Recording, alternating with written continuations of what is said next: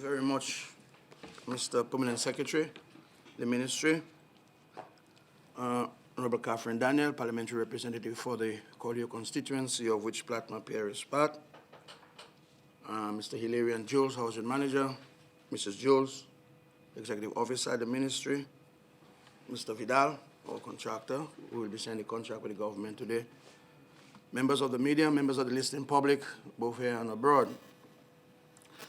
Today's signing, though may be considered to be simple, and these days $700,000 seem to be small money. Here, you know, the millions that the government is spending in terms of reconstructing the country. And that is important because it seemed to me that many of us have lost sight of the fact that it was just 2 years ago, in fact, just a couple of months out of 2 years, when Tropical Storm Erica visited this country. It's a phenomenon which dumped over 12 inches of rainfall on Dominica in about 6 hours and left us with numerous landslides, floods, mudslides, and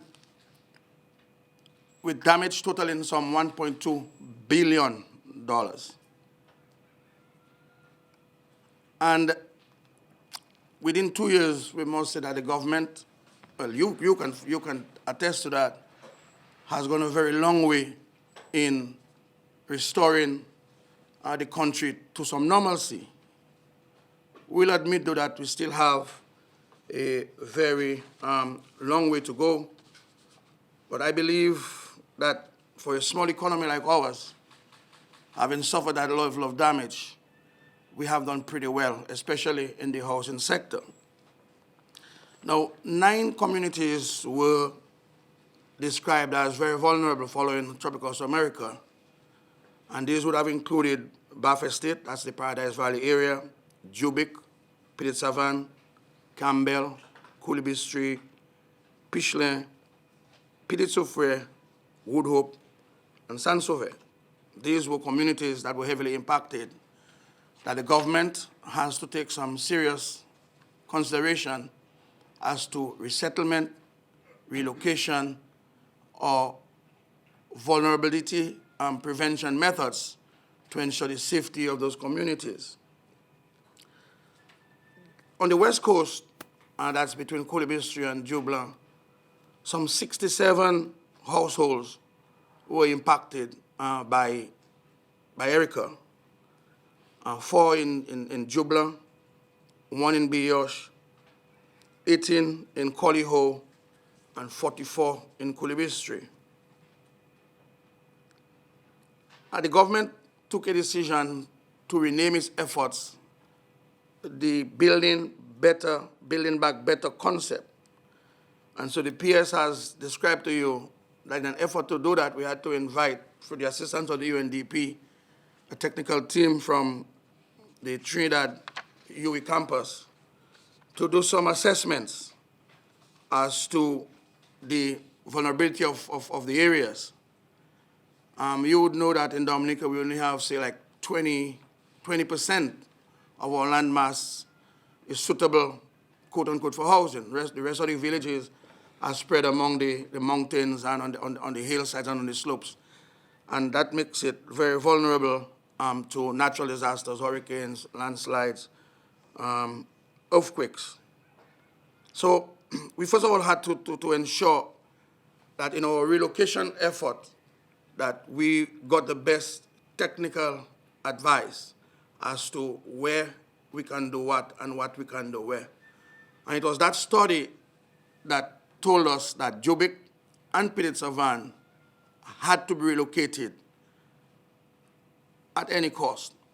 And so our focus really was on Jubic, Petit Savan, and we all know the reasons why displaced families, parents one way, children another way, broken up families, and we had an obligation to bring those families back together.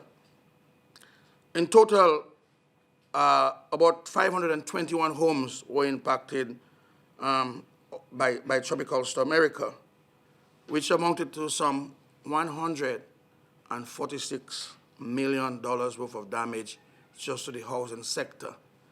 And that place housing at the top of the 11% of GDP, the GDP that was really destroyed after tropical storm America. And so the government had to move with haste because you had like 283 families in Petit Savan, which amounted to about 800, pretty close to 1,000 persons who were impacted. And in Jubic, 38 families, representing about 127 persons who were displaced following tropical storm America. To date, the government has resettled some 331 persons. The 38 families of Jubic have been resettled in Granby, in Center, and work on resettlement of the Petit Savan community is advancing very, very nicely. Lands have been identified. These lands had to be purchased by the government to the tune of over $3 million. Land had to be identified.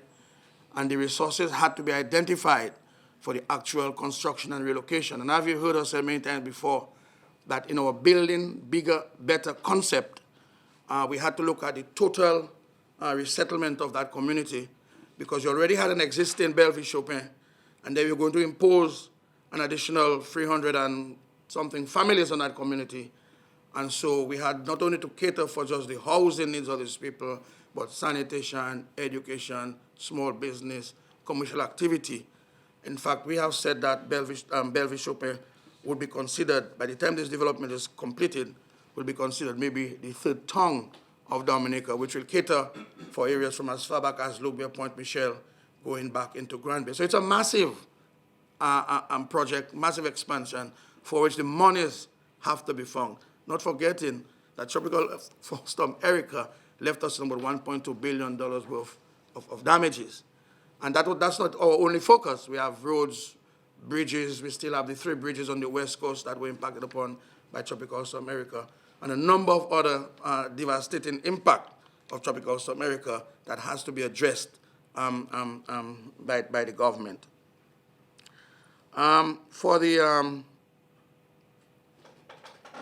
We have spent, for the 38 families in Jubic, some $12.8 million, and that's in 2 years, to resettle Jubic.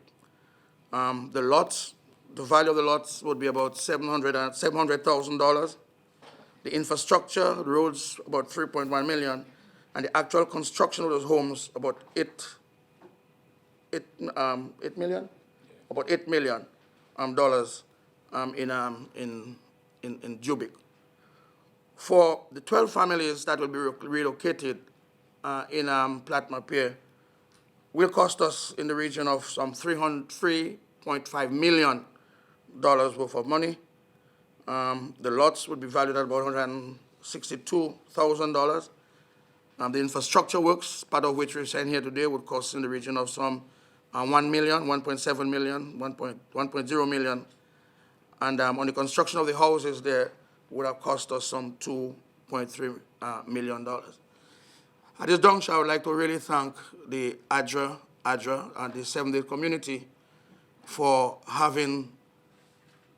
for participating in our efforts to relocate these residents of the West Coast, and the Venezuelan government, as usual, for providing the 6 petrocasas that I understand are 99% complete in that particular area.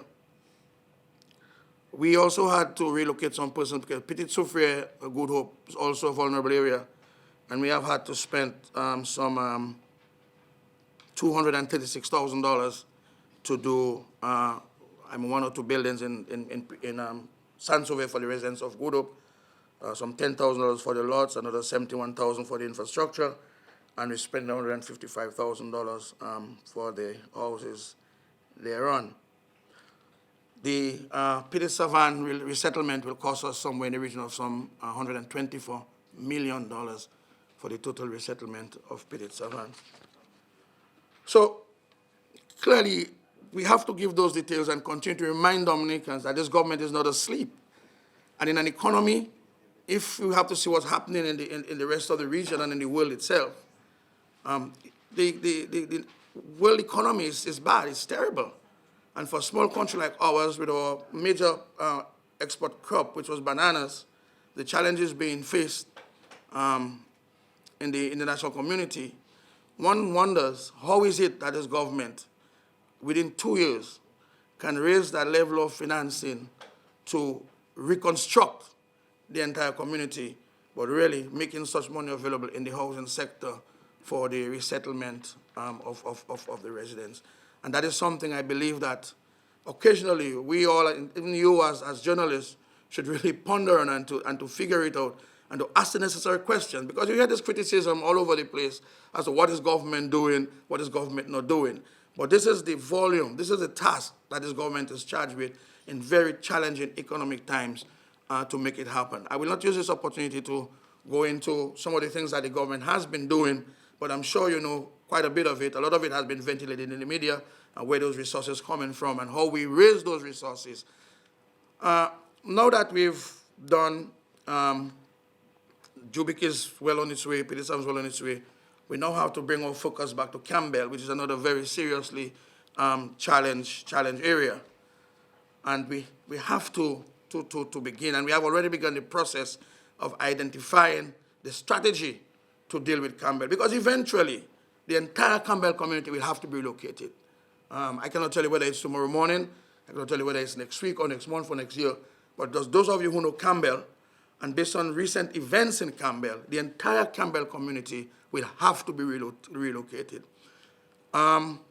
We have not been able to put a definite cost onto what that will cost us. So we have to do it in a phased approach, looking at the most vulnerable areas, and looking where to put them that is not so vulnerable. Because one suggestion was, let's put them in Zabwiko Heights.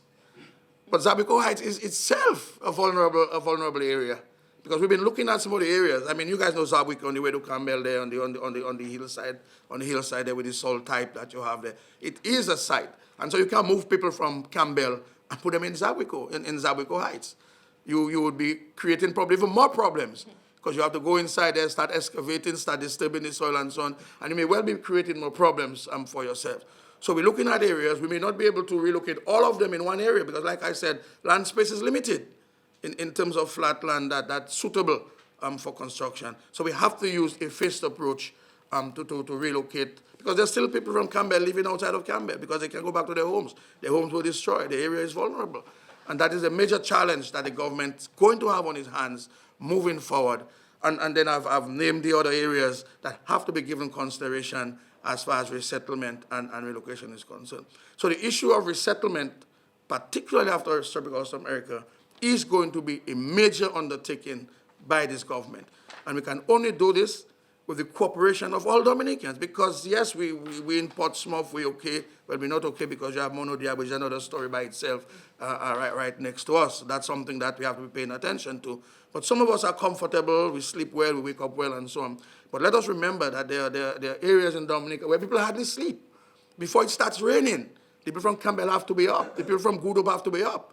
The people from Petit Soufrière have to be up, because it doesn't take 2 or 3 hours. In 6 hours, see what happened to the country in 6 hours. 531 families dislocated next morning, had nowhere to go, nowhere to turn.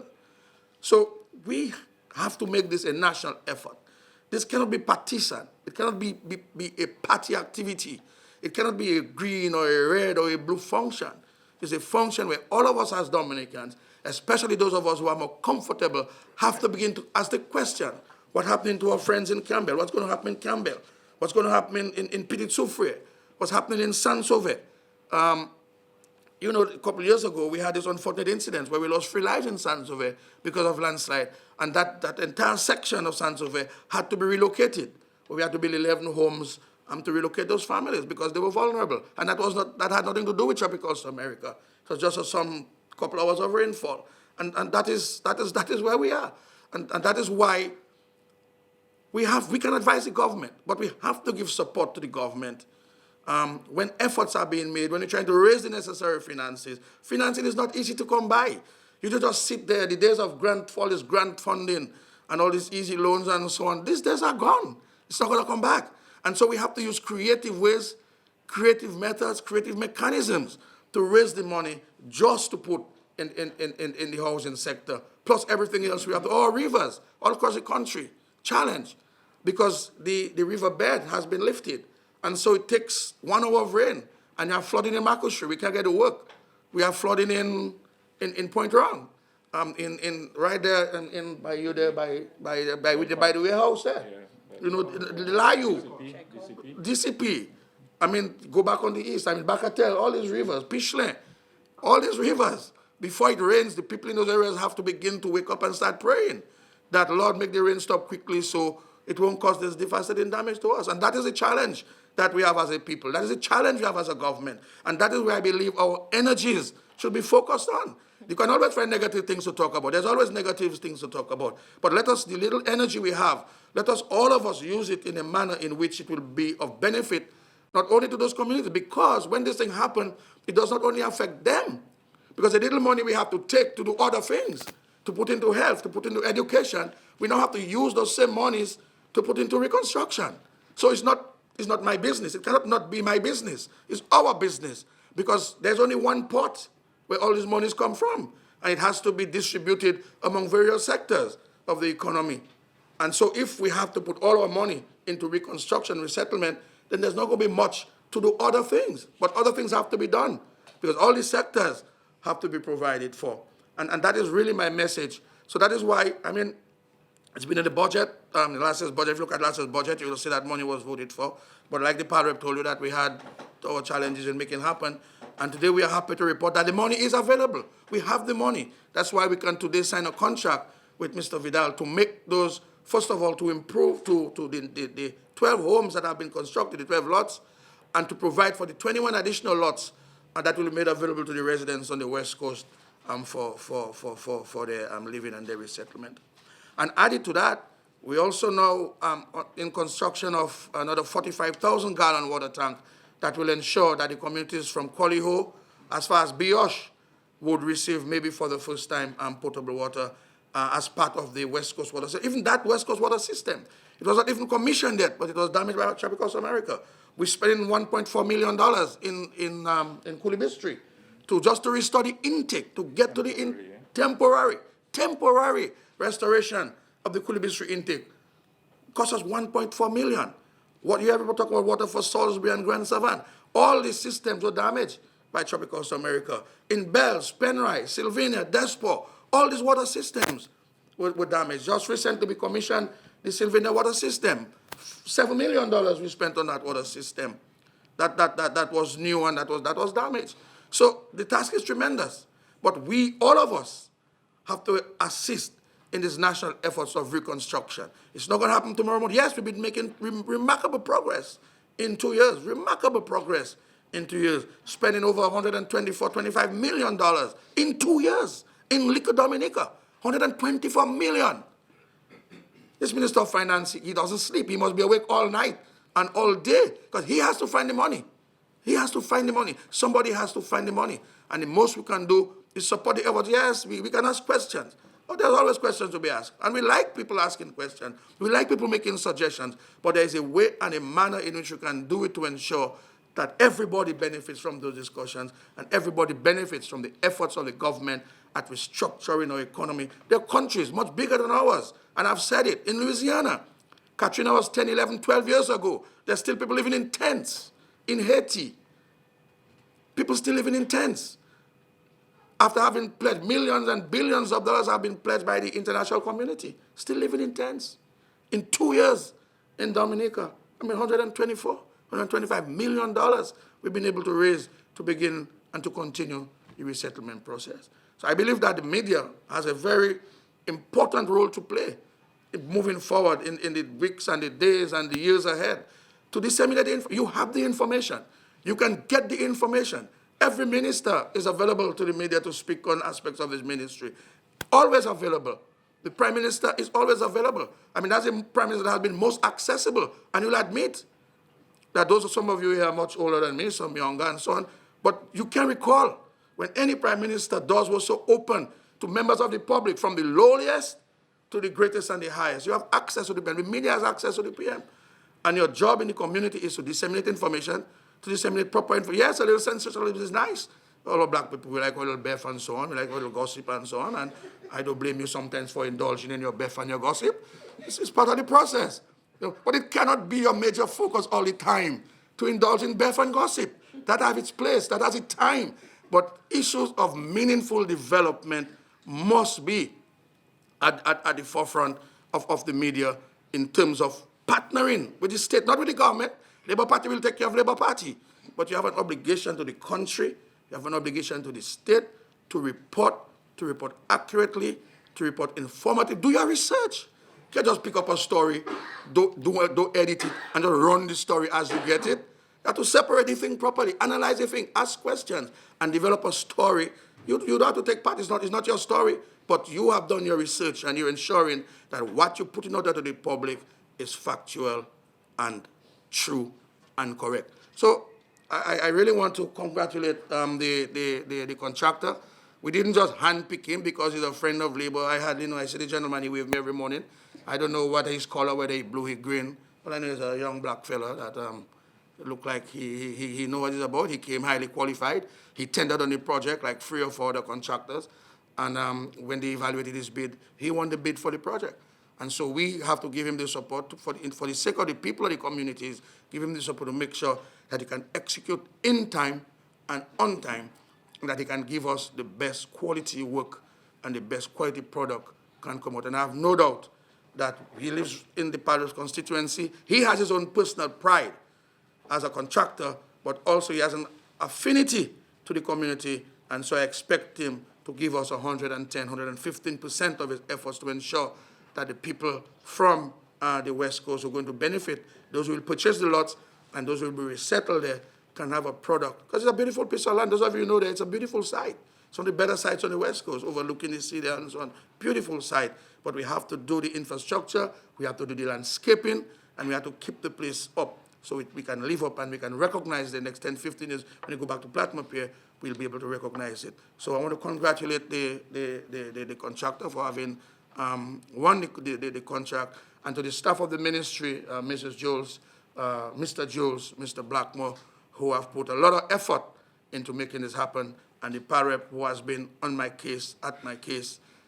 If I don't take your calls a couple of times, because I know you're going to ask me about Plat, Pierre. Now, every time you call me now, I'll take your call because I know that Plat, Pierre is ready to go, is going, and within the next 4 months, we should see a beautiful community as part of government's resettlement program following Tropical Storm Erica.